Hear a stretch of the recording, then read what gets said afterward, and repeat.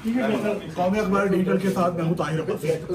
कराची में यूं तो भत्ते की वारदातें गुज़श्ता कई दहाइयों से आम है। यहाँ भत्ते के नाम पर लोगों को मारा जा रहा है, अगवा किया जा रहा है और भत्ता वसूली के साथ अगवा बराए तावान के जैसे वाकयात कराची की एक पहचान समझे जाते हैं। लेकिन कराची में एक ऐसा अफसोसनाक वाकया रिपोर्ट हुआ जो तारीख की सबसे बड़ी भत्ताखोरी की वारदात साबित हो रहा है।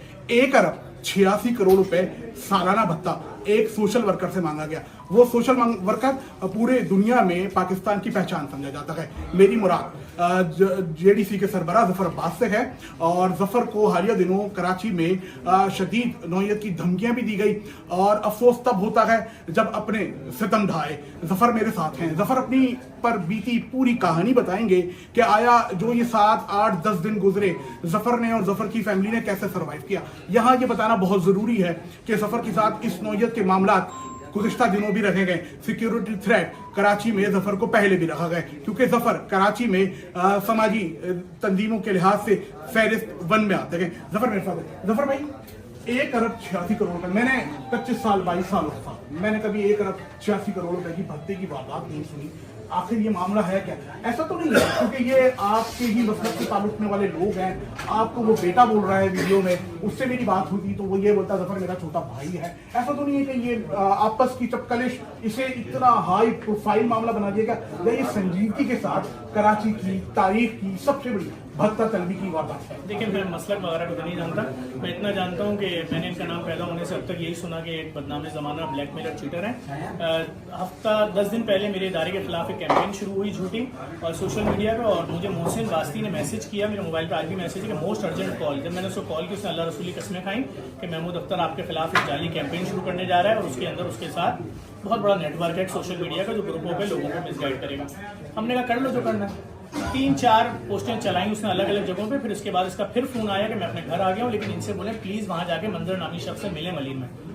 इत्तफाक से मैं वहां से गुजर भी रहा था, मैं मलिर चला गया। जब मैं मलिर पहुंचा तो मोहसिन वहीं बैठा हुआ था, जबकि इसने मुझसे बोला कि मैं अपने घर पर हूँ और मैं अब नहीं जाऊंगा। वहाँ मेरे सामने उन्होंने जो बातें की बहुत गलीज किस्म की बातें थी। मैं वहाँ से उठ के चला गया। अगले दिन इन्होंने फिर दोबारा यही कैंपेन शुरू की। फिर मंजर ने रब्ता किया मुझसे। मैं वहाँ गया, इन्होंने मेरे सामने बताया कि हमने किससे 4 अरब रुपये भत्ता लिया, किससे 2 अरब रुपये लिया, और इन्होंने शख्सियात, सरकारी ब्यूरोक्रेसी, किसी का नाम छोड़ा ही नहीं और उसके गवाह भी गिनवाए कि इससे इतना लिया। मैंने कहा मुझे क्यों बता रहे हो? तो मुझसे कहने लगे तुम जो फ्री लैब चला रहे हो क्यों चला रहे हो? सारे फलाई इदारे पैसे लेते हैं, डायलिसिस सेंटर फ्री क्यों चला रहे हो? सब पैसे लेते हैं, आप भी पैसे लो।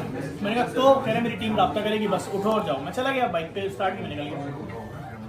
उसके बाद रात 1:45 बजे मुझे फोन आता है किसी मोहसिन के नंबर से, और मुझे फोन आने के बाद ये मुझसे कहता है कि आप कहाँ हो? मैंने सोचा मैं शारे फैसल में। उसने बोला जहां भी हो 3 बजे, मैं ये मंजर से बात करो। पीछे से आवाज आती है महमूद अख्तर की, मंजर ही बात करेगा। मंजर बोलता है कि आप 3 बजे होटल फरहान के गेट पे अकेले आओ, कोई आपके साथ नहीं होना चाहिए। मैं होटल फरहान के गेट पे अपने साथ मेरा दोस्त फंसी, उसको बाकी लोगों ने दूर खड़ा कर दिया। दानियाल था और दीगर लोग थे, दूर। ठीक 3 बजे ऑल्टो गाड़ी में आते हैं और आने के बाद मुझे, हम सबको चाय के होटल बैठाते हैं होटल फरहान के बराबर में। मुझे अकेले को उठा के लेकर आते हैं मंजर, और मुझे लाके बताते हैं हमने इससे इतने अरब लिए, इससे इतने अरब लिए, और देखो तुम्हारी जिंदगी, तुम्हारी बच्ची की जिंदगी 3 साल की है, समझो ये। मैंने कहा कहना क्या चाहते हो?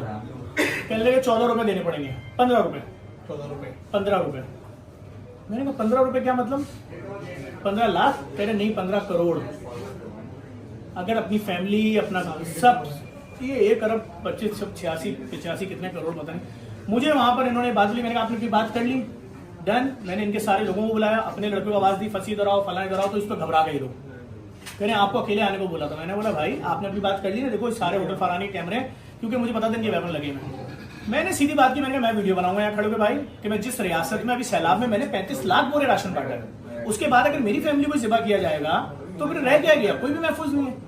जैसे मैंने ये बात बोली, इन्होंने बोला अच्छा मेरा 15 नहीं बोलिएगा, 14 बोलिएगा। 14 उसके थे, 1 हम 5 हो गए थे, 20-20 लाख। मैंने कहा भाई मैं वीडियो बना रहा हूँ, ये सब सुकून से चलते हुए नहीं डरे, और चाय के होटल में बैठ गए, चाय पीने बैठ गए। मैंने वीडियो बनाई अपनी, और मैंने इनकी गाड़ी पूरी जूम की, सब चीजें बताया, इतने बज के इतने मिनट हो रहे हैं, मैंने अपने पास रिकॉर्ड में रखा और सब चीजें इन लोगों को फराहम की। उसके बाद जब उनको खबर मिली मैं कानूनी कार्रवाई कर रहा हूँ, तो जो ये लोग फोन पे बातें करते रहे बार बार कि नहीं जफर भाई हम इसके ये करतूत भी बताएंगे हम।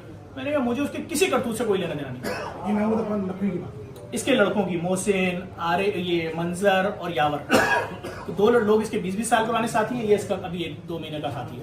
मैंने सब कुछ रिकॉर्ड करता रहा। फिर बहुत लोग बीच में पड़े, बड़े बड़ी शख्सियात पड़ेंगे, जाओ तुम लोग इसके खिलाफ बयान दे दो, ये कहते थे। फिर बाद में होते नहीं महमूद हमें बचा लेगा, ये हमारा कुछ नहीं कर सकता कोई भी। इन दी एंड फिर जब कार्रवाई की फिर इन लोगों ने कमाल कर दिया। सयून है, अमजद शाह साहब, वासिफ कुरैशी, सोहेल साहब, जलवानी साहब, ये टीमें 6 दिन से मैंने तो सोचा कराची नहीं। में जफर भाई भत्ते की वारदातें बहुत मैं आपको कौन सीधी सूरत हाल सीधी है? बात बता दूं। उन परेशान हाल लोगों को बताएं कि आपको स्टैंड लेना पड़ेगा। देखिए मैं सीधी बात पुलिस किस तरह बताऊंगा, काम कर रही है?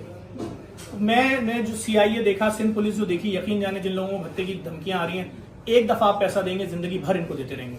ये बेरहम लोग हैं, ये आपके सामने आपके बच्चों को मार डालेंगे, ये रुकेंगे नहीं, ये आपको सड़क पे ले आएंगे। हिम्मत करनी पड़ेगी, एक दफा खड़े हो। ये वासिफ भाई बैठे हैं, मैं कसम खा के बोल रहा हूँ खुदा की, इन्होंने मुझसे आज भी बोला कि बेटा हटोगे तो नहीं ना पीछे डर के?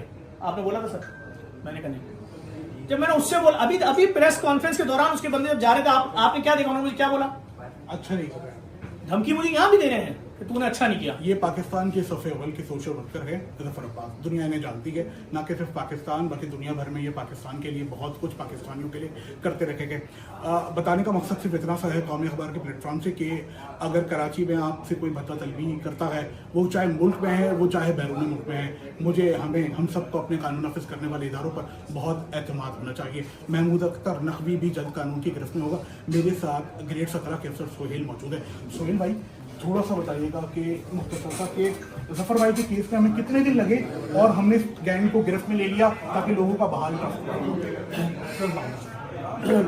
अल्हम्दुलिल्लाह में 1 दिन लगा। 24 घंटे में हमने, जैसे ही हमें इन्वेस्टिगेशन मिली है, ये 24 घंटे में इसके महमूद अख्तर नकवी के दीगर साथी जो हमारी गिरफ्त में, तीनों को गिरफ्तार कर लिया। उनसे जो इस्तेमाल हुआ था असला, जिसके जोर पे भत्ता लेने आए थे, वो असला बरामद कर लिया। जिस गाड़ी में आए थे वो गाड़ी बरामद कर ली। 24 घंटे में हमने सारी चीज़ें उनसे अपने कब्जे में ले ली। कराची में इसमाइल की वारदातें आम हैं, आज से नहीं कई दहाइयाँ हो चुकी हैं, लेकिन कानून नाफिज करने वाले इदारे एक के बाद एक तमाम गैंग के खिलाफ काम कर रखे गए। ये मकामी गैंग था, जल्द गिरफ्त में आ गया है। इसी तरह ईरान से ऑपरेट होने वाला लियारी गैंगवार का एक गैंग ताहत कानून की गिरफ्त से बाहर है। कौमी अखबार डिजिटल से मैं तो